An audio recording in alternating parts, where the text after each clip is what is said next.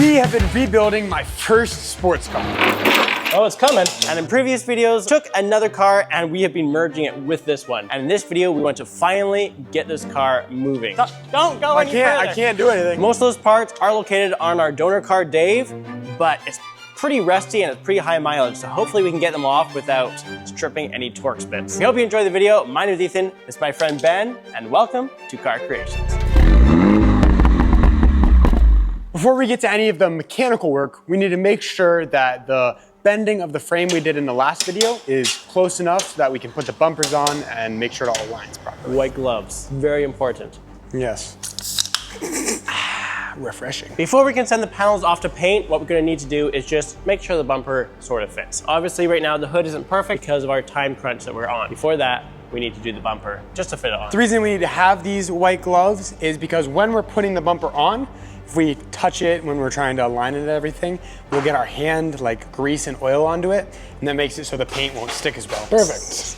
This is so exciting. Thank you ECS Tuning for sending this to us. Drop her down. Whoa, it actually fits. This looks absolutely fantastic. Look how big these air ducts are. That's gonna look so good. Now what we gotta do is take the front hood off, take the bumper off, take the side panels off, because they're gonna go off to the painter. So for a few minutes, it looked like a BMW, but now we have to take all the panels off. And then we're gonna get back to what we've been working on before and making this car a moving car, be able to drive by itself. Here we go. Oh man, now it doesn't look like a BMW anymore.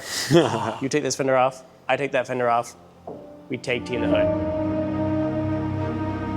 Every one of these plugs, cables, windshield, washer, hose, everything has to be taken out of this. Also get sprayed when we're trying to paint this, so.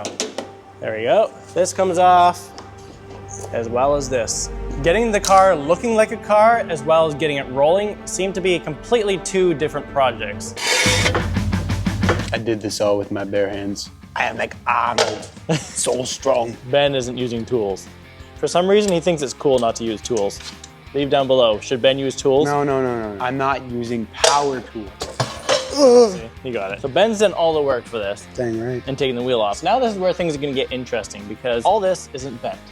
On there, might be bent. Put on all this suspension components onto that car. I think we can leave the shock on that car. It looked pretty good still, but everything else must go on, and that includes the axle. We're gonna remove the caliper, but at the same time, it's gonna be full of brake fluid. So we have to make sure we stop with brake fluid. You wanna do the brake caliper? I'd love to do the brake caliper. Why are you so close?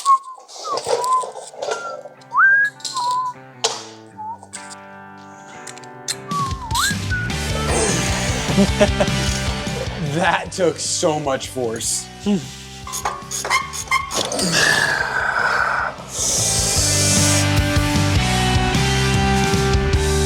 Oh, here it comes. You ready for the excitement? Wait. It's dripping. It There we dripped. I wrenched that off with my bare hands.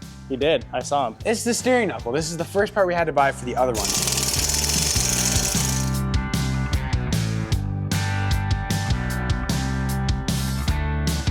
This is definitely stripped out. Maybe we should have used some penetrating oil on it before we started trying to pull it down. Either way, I'm not gonna be getting this off without cutting it anyway. So I might as well just leave it on the car because we got to get a new one anyway. So I guess all that we're gonna do is put some penetrating oil in here and then work on the CV axle. El Primo! The axle bolt needs an unreasonable amount of torque. So we're gonna put the wheel back on and hopefully that'll give us some leverage to get it off. Oh my, okay. Oh my word. Oh boy. I'm fighting a lot of mechanical advantage here. Why don't we work with mechanical advantage here somehow?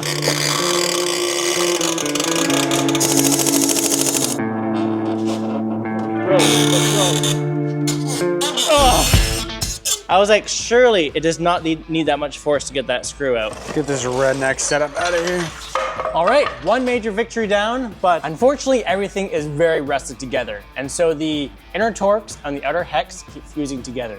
Probably partially due to the fact we didn't let WD-40 seep into it long enough, but unfortunately the torques keeps getting stripped. I was putting so much effort into trying to get this stinging bolt off, and Buddy's just one hand cranking away. Let's go, baby. We got the CV axle. Oh my goodness. And whatever arm that is. Oh yeah. Let's go. So basically this goes all the way in and goes right through the transmission. Wow.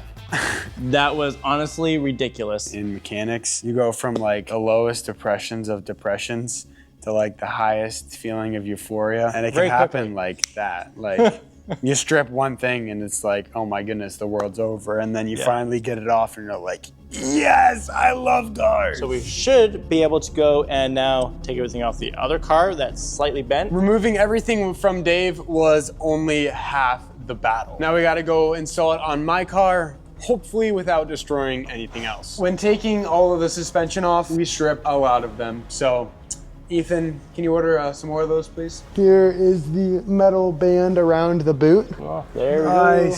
Look at that. Let's see. It definitely looks bent though. First step, we have to take the tie rod end. So I have to screw this on all the way to the exact length that this one is screwed on. And that is how alignments work. So in order to get this on, we're gonna have to move one of these control arms out of the way because it has to go on dead straight, else it starts causing issues in the threads as soon as you start putting it on.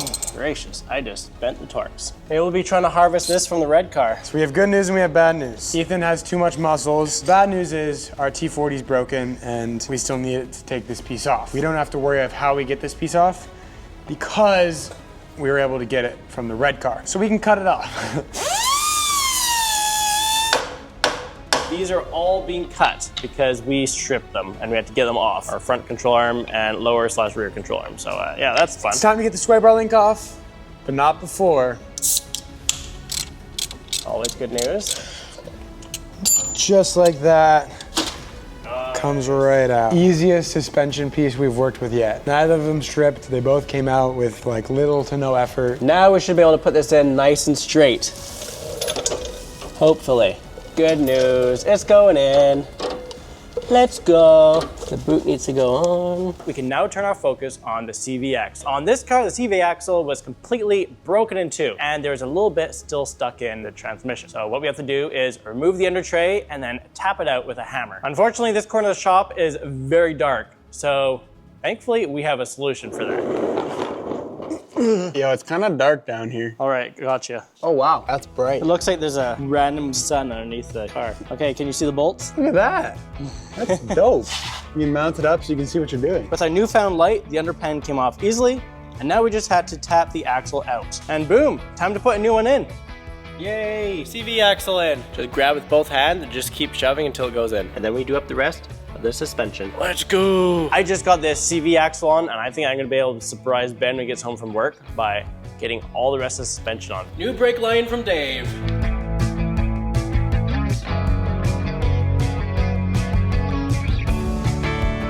These pins go through there, and then this one. Voila. So I have the brake line on, all the control arms, all the suspension is done, CV axle is in. Some of these wires are pretty broken. In fact, the speed sensor is completely broken. So I bought a new one. This will mount where the old one was. As you can see, working this wheel well is pretty dark. That's why HOKOLITE sent us one of their flexible work lights to shed some light in the situation here. And even with all of our shop lights, there's still areas in the car that are super dark. This thing is super helpful, especially the fact that it's flexible. And as soon as we started working with this in the car, it made things go a lot smoother. In fact, I was able to get all the suspension on before Ben returned home from errands. We also have this little Velcro strap. You can adjust it to fit pretty much any hood of any car. And then when you're done, just squish it up, throw it in your bag. I can just hang it up, and then I turn it on, and now I can work on my sway bar link and clearly see the bolt that I'm about to strip. It has two light levels, high and low. The low one I can work in here and it's not gonna blind me if I have to be really close to it. Thank you very much to HOKOLITE for supporting our build. We'll leave a QR code on the screen as well as links in the description if you're interested in purchasing this. For the first time since repairing this corner, the BMW can stand on its own weight again. So now we just have to finish putting this oil cooler on. Let's see if it moves back and forth. Ben's gonna be so surprised. Oh my goodness. All the suspension is good? Yeah. But he did some off-camera mining. The axle's in, the suspension's in, the wheel is attached. Everything is finally where it belongs. However, simply sitting here on its own wheels isn't the same as moving. Before we can turn the car on and see if it'll move, we need to mount the oil cooler. If we don't do that, all the oil will leak out of the engine and the engine will seethe. And then after that, we're going to attach the under tray underneath the car. So where do we attach it to? That is a very good question, Ethan. I'm glad you had that question. So here's the old broken one, and we have a little brace for it. Perfect, right there. That's where it connects to, at least on one side. So we just take this brace off and put it onto the non-broken one from the other one. Sounds easy enough. Nope, rivets. So now we're gonna have to drill out the rivets and go from there. All to put the oil cooler on. Next, we need to install the eBay part. And unfortunately, we may have been sent a dud. So this is the oil cooler we bought, and it was kind of tripping us up because there was already something in it. The head was cut off for some reason. We're gonna grab some pliers, see if we can twist it out. There's no good place to. Ruh-roh. Bro, let's have a little think what we're gonna do here. I do not think Ethan is getting this screw out. Despite our best efforts, even with drilling, I don't think we're gonna get that out. He even snapped a drill bit off inside. I guess we have to buy a new oil cooler and hopefully it gets here in time for the video to be released. The replacement oil cooler is here, and we checked to make sure there's no screw in it this time, and let's get this thing installed. The oil cooler is really far down in the car and the screw is pretty far back, so I'm gonna use the magnets on this light. Mount it one on in here and one on under here. Turn it down one by hitting the power button like that. Gotta tighten this boy in. All right, and it's on. The oil cooler is attached. So currently we don't have any of the mounts on it, but it's just hanging off of the oil lines. The last thing before putting oil in and starting it is to put our under tray back on. Light. It's a shame we don't have like a really nice lift. 1,000 times easier. Nice job. Hey Ben, do you still refuse to use power tools? Yep, I'm doing this entire car without power tools. No matter what you try and say. So we're gonna add 1 quart of Valvoline oil. Glug, glug, glug, glug. Num, num, num, num, num. Quart number 3. For all you haters saying that you need a funnel, I don't need a funnel. If the engine seizes right now, I don't know what we're gonna do. I came all the way back from my holiday just to see this, so fingers crossed. Here goes nothing. All right, let's move this puppy. My brakes are squishy. Oh yeah, there's no brakes at all. Okay. Oh boy. Don't go any further. I can't do anything. I got no brakes. Yeah, I see you have no brakes. Yeah, that was terrifying. Oh, use your handbrake. Your handbrake's up. I did. Okay, that's how you That's stop. how I stopped. So we're gonna go backwards and you're gonna stop the same way. This thing is just going fast is the issue. Yeah. All right. Oh like boy. this. I'm ready to catch the car. Okay. Let off there. Nice. Look at that. It's moving. Woo! Oh baby. Let's go! Epic. I am so pumped. This thing has gone from being completely crashed and us literally bouncing it off a tow truck to now moving on its own 4 wheels. And we're gonna turn it off. That was incredibly stressful because I don't have brakes, but this thing sounds amazing and I can't believe that it is like moving. This is so good. You may have noticed that we've been wearing Car Creations branded shirts in this video. Well, we just dropped a line of merch. You can scan the QR code on screen or click the link in the description to check them out. We are beyond excited. This car has Dave's suspension, it has a working oil cooler, and it's moving under its own power. However, it's not done yet. We still have the panels ready to be picked up from paint. We also have some wiring to do. Not to mention, the interior is a little bit torn up from the airbags, and we still have to get all those coated also. This is an absolutely huge milestone. Starting up and getting it going is making it feel like an actual car instead of just a pile of junk. Hope you enjoyed. Please make sure to like and subscribe.